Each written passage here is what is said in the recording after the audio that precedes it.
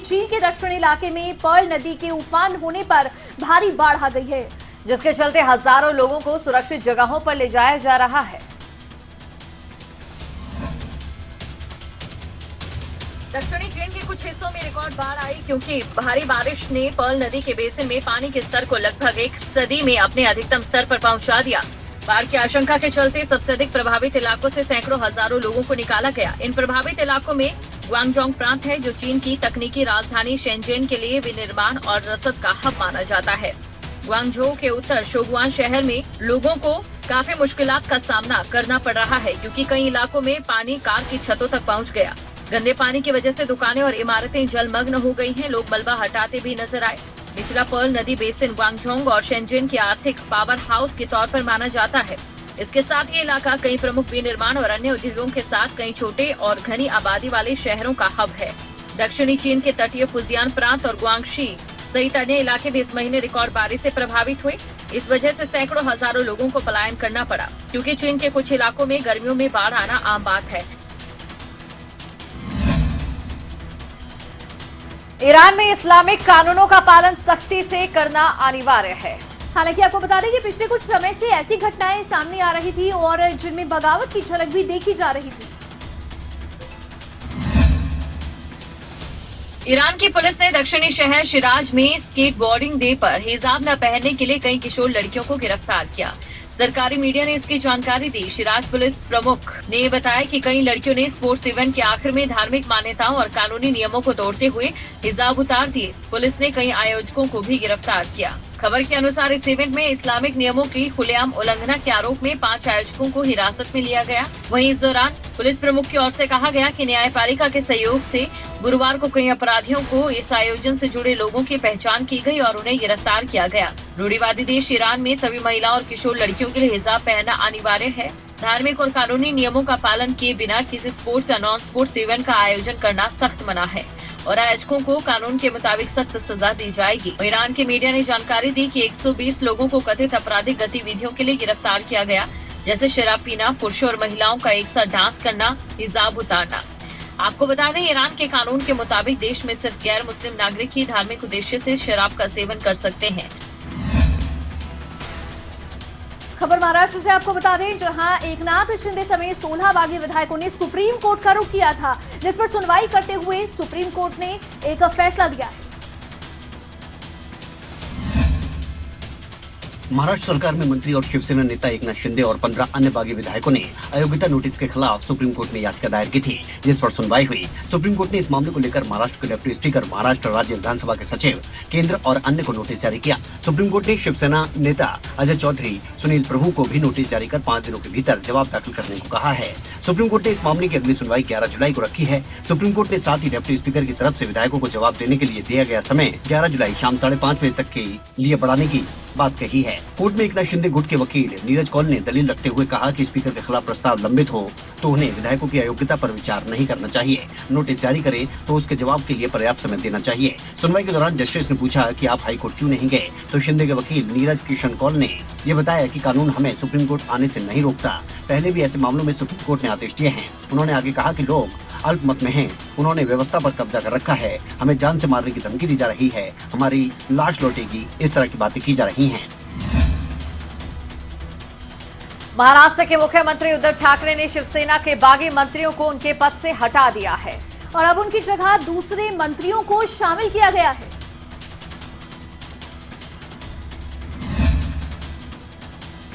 महाराष्ट्र के मुख्यमंत्री उद्धव ठाकरे ने एक बड़ा कदम उठाते हुए शिवसेना के बागी मंत्रियों को उनके पद से हटा दिया है और उनकी जगह दूसरे मंत्रियों को शामिल किया गया है। इसमें एकनाथ शिंदे भी शामिल हैं। शिवसेना के 2 फाड़ होने के बाद चल रही लड़ाई के बाद इस एक्शन के बारे में 2 दिन पहले ही खबर आ गई थी कि एकनाथ शिंदे समेत 9 मंत्रियों के पद जाने वाले हैं। उनके खिलाफ एक्शन लिया जाएगा। महाराष्ट्र के मुख्यमंत्री उद्धव ठाकरे ने गुवाहाटी में होटल में ठहरे 9 बागी मंत्रियों के विभाग अन्य मंत्रियों को आवंटित कर दिए हैं। आधिकारिक बयान के अनुसार बागी मंत्रियों के विभाग अन्य मंत्रियों को इसलिए दिए जा रहे हैं ताकि प्रशासन चलाने में आसानी हो। महाराष्ट्र की गठबंधन सरकार में शिवसेना के 9 मंत्री अब एकनाथ शिंदे की अगुवाई वाली बागी गुट में शामिल हो चुके हैं। शिवसेना में अब 4 कैबिनेट मंत्री हैं, जिसमें मुख्यमंत्री उद्धव ठाकरे, आदित्य ठाकरे, अनिल परब और सुभाष देसाई शामिल हैं। आदित्य को छोड़कर शेष 3 विधान परिषद के सदस्य हैं। शिवसेना की अगुवाई वाली महा विकास अघाड़ी सरकार में बगावत से पहले पार्टी के 10 कैबिनेट मंत्री और 4 राज्य मंत्री थे। सभी 4 राज्य मंत्री असम के गुवाहाटी के होटल में डेरा डाले हुए हैं। न्यूज डेस्क, खबरें अभी तक। खबर जम्मू कश्मीर से आपको बता दें, जहां सुरक्षा बलों ने कुलगाम जिले में 2 आतंकियों को ढेर कर दिया है। पुलिस के मुताबिक कुलगाम के नौपोरा, खैरपोरा और तिब्जी इलाके में मुठभेड़ हुई।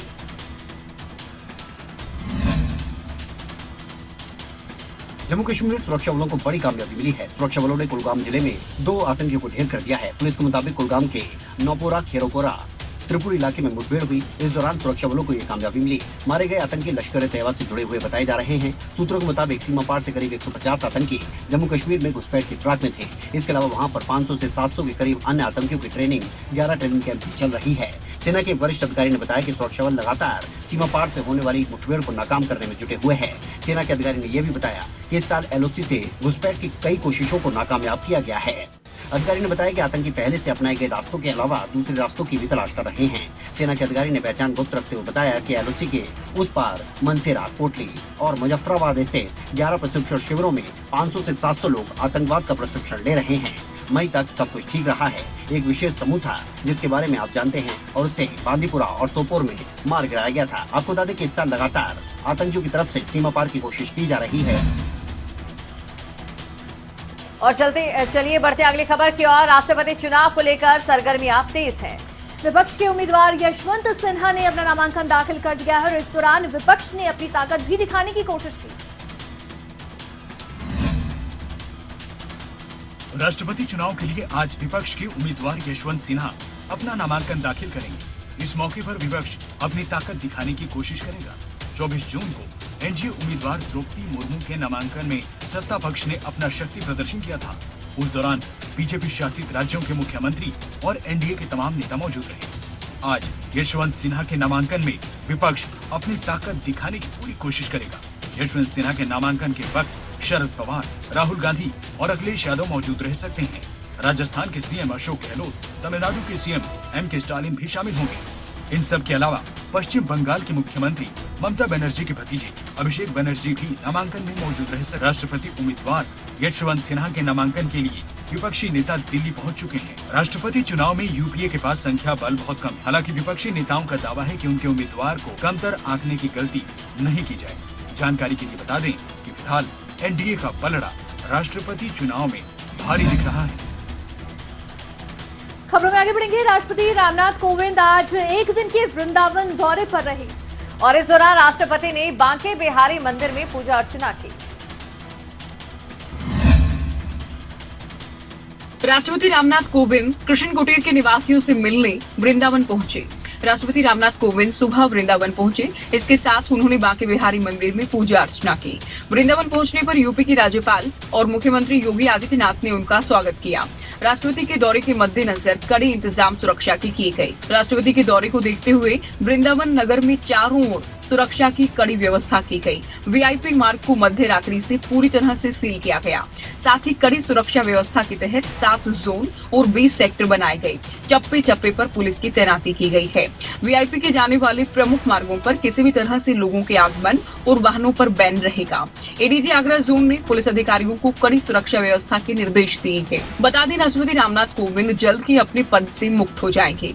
राष्ट्रपति कोविंद पिछले महीने से लगातार यूपी का दौरा कर रहे थे। पिछले दिनों उन्होंने अपने पैतृक गांव का दौरा किया। उन्होंने अपने पुराने दोस्तों और मिलन बंधुओं से खास बातचीत की। इसके अलावा उन्होंने संत कबीर नगर और कानपुर शहर में भी कार्यक्रम किया था। और चलिए अब रुक करेंगे अगली खबर का। असम में बाढ़ का कहर बढ़ता ही जा रहा है। दरअसल बाढ़ के कारण असम में 5 और लोगों की मौत होने से इस साल बाढ़ और भूस्खलन से मरने वालों का आंकड़ा 126 हो गया है। देश के पूर्वी राज्य असम में बीते दिनों से हो रही बारिश कहर बनकर टूट रही है। बारिश की वजह से कई नदियां उफान पर हैं। असम के कई जिलों में निचले इलाकों में बाढ़ का पानी घुस गया है। बाढ़ की वजह से असम में 5 लोगों की मौत हुई है। 25 जिलों में बाढ़ की वजह से 22 लाख से ज्यादा लोग प्रभावित हुए हैं। असम राज्य आपदा प्रबंधन प्राधिकरण की ओर से दी गई जानकारी के मुताबिक बारपेटा, कछार, दरांग, करीमगंज, मोरी गांव कई जिले ऐसे हैं जहां लोग प्रभावित हुए हैं। कुछ इलाकों में बच्चों की डूबने से मौत हुई है। जानकारी के मुताबिक 2 दूसरे जिले हैं जहां लोग लापता हैं। इस साल असम में बाढ़ और भूस्खलन की वजह से मरने वालों की कुल संख्या का आंकड़ा अब तक 126 पहुंच चुका है। लाखों लोग प्रभावित हुए हैं। बाढ़ की वजह से बरपेटा सबसे ज्यादा प्रभावित हुआ है, जहां 7 लाख से ज्यादा लोग प्रभावित हुए हैं। वहीं चंडीगढ़ में हरियाणा कैबिनेट की अहम बैठक हुई, जहां सीएम मनोहर लाल की अध्यक्षता में बैठक हुई, जिसमें कई अहम फैसले लिए गए।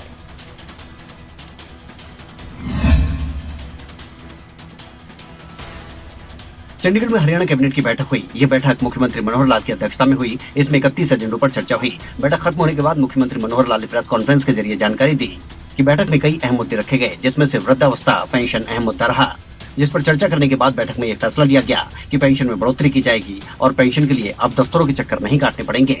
वहीं हरियाणा के काफी समय से कुछ अनऑथराइज्ड कॉलोनियों को ऑथराइज करने का मामला लटका पड़ा है। ऐसे में बैठक में सरकार ने इस पर भी फैसला लिया, जिसके बाद अवैध कॉलोनी को वैध करने का रास्ता भी लगभग साफ हो जाएगा। इसके अलावा सिद्धू मूसेवाला के SYL सॉन्ग को यूट्यूब की तरफ से बैन किए जाने पर भी मुख्यमंत्री ने प्रतिक्रिया दी। उन्होंने कहा कि SYL का मुद्दा बातचीत के जरिए ही हल होगा। अब किसी को ओल्ड एज पेंशन बनवाने के लिए फॉर्म भर करके और दफ्तरों के चक्कर काटना, इधर जाना उधर जाना, 10 प्रकार की वेरिफिकेशन कराना, वो सब खत्म कर दिया है। इसलिए एक ओल्ड एज जो पेंशन है, इसकी व्यवस्था को ये हमने सरल कर दिया। अग्निपथ योजना को लेकर विरोध थमता नजर नहीं आ रहा है। कांग्रेस कार्यकर्ताओं ने योजना को लेकर एक बार फिर से विरोध जताया है। केंद्र सरकार ने भारी विरोध के बीच अग्निपथ योजना में भर्ती के लिए नोटिफिकेशन जारी कर दिया है, लेकिन युवाओं की तरफ से शुरू किया गया विरोध अब राजनीतिक रूप भी ले चुका है। कांग्रेस पार्टी इस योजना के माध्यम से सरकार को घेरने में लगी है। प्रदेश के अलग अलग जिलों में कांग्रेस के नेताओं ने, कार्यकर्ताओं ने अग्निपथ योजना के खिलाफ सत्याग्रह प्रदर्शन किया। तो वहीं रेवाड़ी में राजीव चौक पर आयोजित सांकेतिक धरना प्रदर्शन और सत्याग्रह में राज्यसभा सांसद दीपेंद्र हुड्डा पहुंचे। अग्निपथ योजना को लेकर दीपेंद्र हुड्डा ने सरकार पर जमकर निशाना साधा। दिलवा देंगे आप अग्निपथ योजना का हम पूर्णतः विरोध करते हैं और हमारी सरकार से मांग है कि वो योजना वापस ले, और हम इसका विरोध इसलिए कर रहे हैं कि योजना ना तो राष्ट्र हित में है, ना देश की फौज के हित में है, ना देश के नौजवान के भविष्य के हित में। महेंद्रगढ़ में कांग्रेस पार्टी के कार्यकर्ताओं ने अग्निपथ योजना के विरोध में विधायक राव दान सिंह के नेतृत्व में लघु सचिवालय के सामने धरना दिया। विधायक राव दान सिंह ने धरने को संबोधित करते हुए कहा कि ये इलाका रणबांकुरों का रहा है। एक तरफ जहां पूरे हरियाणा में कांग्रेस का सत्याग्रह देखने को मिला, तो जगाधरी में कुछ अलग असर देखने को मिला। बिल्कुल, क्या कुछ यहाँ पर देखा गया, दिखाते हैं आपको इस रिपोर्ट में। अग्निपथ योजना को लेकर देश में एक बार फिर से माहौल गर्म हो गया है। इस बार इस पर सियासत भी खूब हो रही है। कांग्रेस की तरफ से हरियाणा में सत्याग्रह आंदोलन किया गया। जगाधरी की अगर बात करें तो जगाधरी सचिवालय के बाहर कांग्रेस नेताओं ने अग्निपथ योजना को लेकर डीसी को ज्ञापन सौंपा और अग्निपथ योजना को वापस लेने की मांग की। वहीं एक दूसरी तस्वीर भी सामने आई। यहाँ पर कांग्रेस की तरफ से गुटबाजी भी देखने को मिली। रादौर से विधायक विशन लाल सैनी की कॉल को दूसरे गुट के नेताओं ने सीरियस नहीं लिया और कांग्रेस के कम ही नेता प्रदर्शन का हिस्सा बनते नजर आए। दरअसल कांग्रेस के समर्थक और नेता सुबह से ही लघु सचिवालय के सामने अनाज मंडी के बाहर एकजुट होने शुरू हो गए, लेकिन विधायक विशन लाल सैनी को जितने कांग्रेस नेताओं और समर्थकों की उम्मीद थी, वो आधे भी नहीं पहुंच पाए।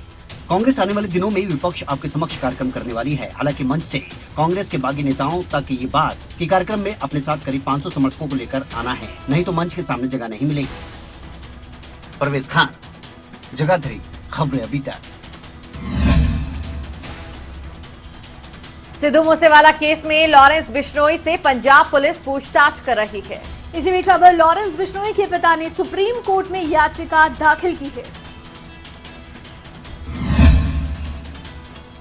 मूसेवाला हत्याकांड के आरोप में पंजाब पुलिस की कस्टडी में चल रहे लॉरेंस बिश्नोई के पिता ने सुप्रीम कोर्ट में याचिका लगाई है। लॉरेंस बिश्नोई के पिता ने सुप्रीम कोर्ट में याचिका दाखिल कर कहा कि पंजाब की मानसा अदालत में बिश्नोई को वकील नहीं मिल रहा है। वहां की बार ने बिश्नोई के वकील को अदालत में पेश होने से मना कर दिया। लॉरेंस के पिता ने अपनी याचिका में कहा कि हमारा बॉयकॉट किया जा रहा है।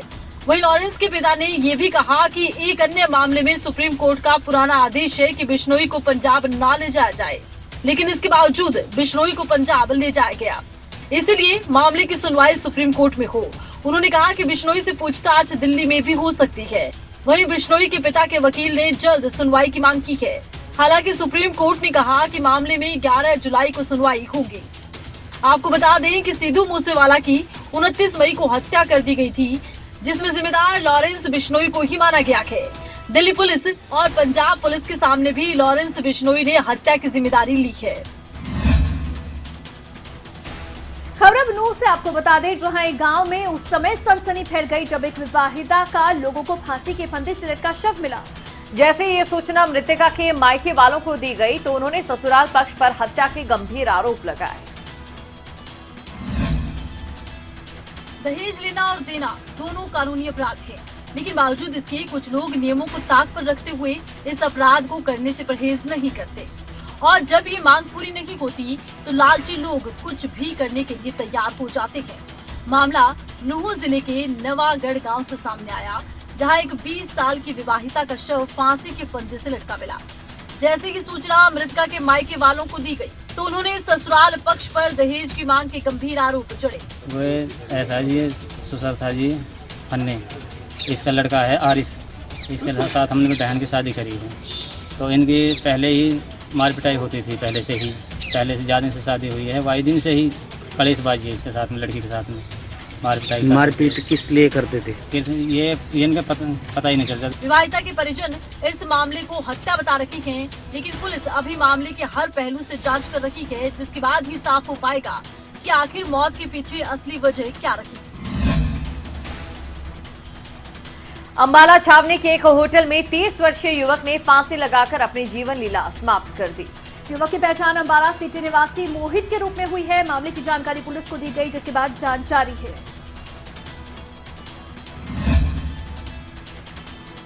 अंबाला के एक होटल में देर रात मोहित गाबा नाम के एक युवक ने कमरा लिया और रात को वहीं पर रुका था, लेकिन सुबह जब कमरा सफाई करने के लिए खटखटाया गया तो अंदर से कोई जवाब नहीं मिला।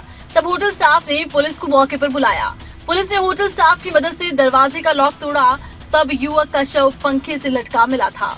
कस्टमर हमारा रुका हुआ था, रात को 10 बजे आया था और आज चेकआउट होना था, उसने चेकआउट नहीं किया और अंदर उस पर फ़ोन किया, फ़ोन नहीं उठा रहा, तो फिर मैंने पुलिस भेजी। पुलिस भेजने के बाद उसका लॉक तोड़वाया, बाहर से अंदर से लॉक था, अंदर से लॉक बाहर से लॉक तोड़वा के उसको देखा वो हैंगिंग किया हुआ, फांसी ली हुई थी उसने पंखे से लटके, तो उनके वारिसों को सूचित किया।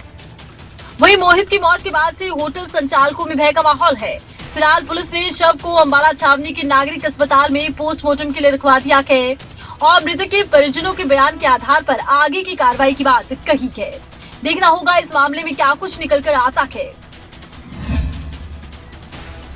खबर अब यूपी के बाराबंकी से, जहां पूर्वांचल एक्सप्रेसवे पर एक चलती कार में अचानक आग लग गई।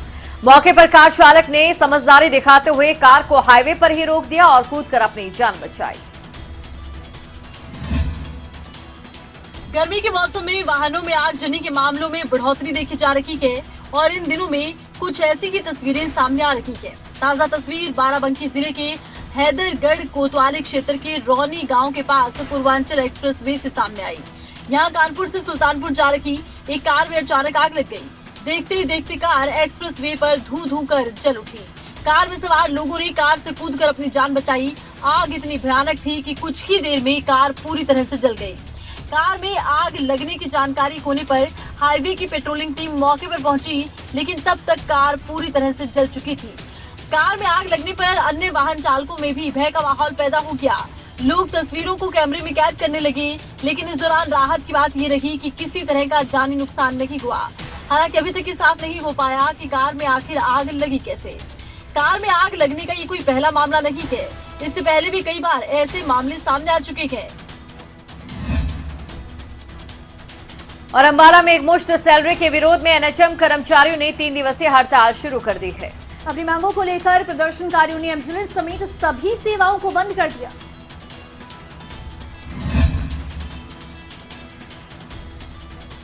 अंबाला जिले में एक मुश्त सैलरी के विरोध में एनएचएम कर्मचारियों ने आज 3 दिवसीय हड़ताल शुरू कर दी।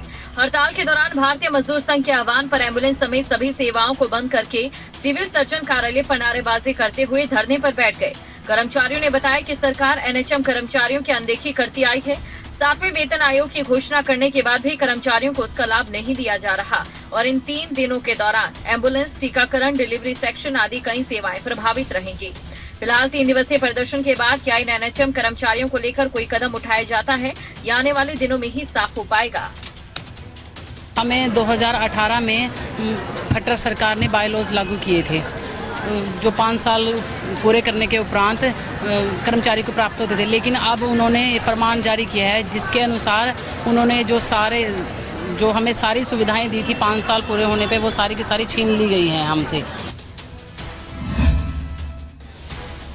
अब खबर भिवानी से आपको बता दें, जहां सीएम फ्लाइंग ने रेड मारकर मरीजों के स्वास्थ्य के साथ हो रही खिलवाड़ का भंडाफोड़ किया है।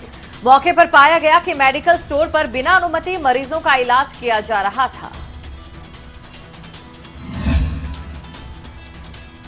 भिवानी में एक बार फिर से सीएम फ्लाइंग एक्शन मोड में दिखाई दी। टीम ने लोगों की सेहत से खिलवाड़ करने वाले आरोपियों को पकड़ा। दरअसल सीएम फ्लाइंग को गुप्त सूचना मिली कि एक मेडिकल स्टोर पर काफी गड़बड़ झाला है। इस दौरान सीएम फ्लाइंग ने स्वास्थ्य विभाग की टीम के साथ रेड की तो यहाँ पर कई ऐसी दवाएं मिली जो यहाँ नहीं बेची जा सकती थी और साथ ही बिना अनुमति और डॉक्टर की डिग्री के मरीजों का इलाज भी किया जा रहा था। गुप्त सूचना मिली थी कि दादरी गेट भिवानी के पास एक मेडिकल स्टोर है जो दवाइयों के साथ साथ उनके लोगों को इलाज किया जा रहा है, एडमिट किया जा रहा है, ग्लूकोज चढ़ा जा रहा है, जो वो गलत है। हमने ड्रग्स इंस्पेक्टर और डॉक्टरों की टीम संयुक्त टीम तैयार करके वो हम जो यहाँ पे चेक किया गया वो सच्चाई पाई गई।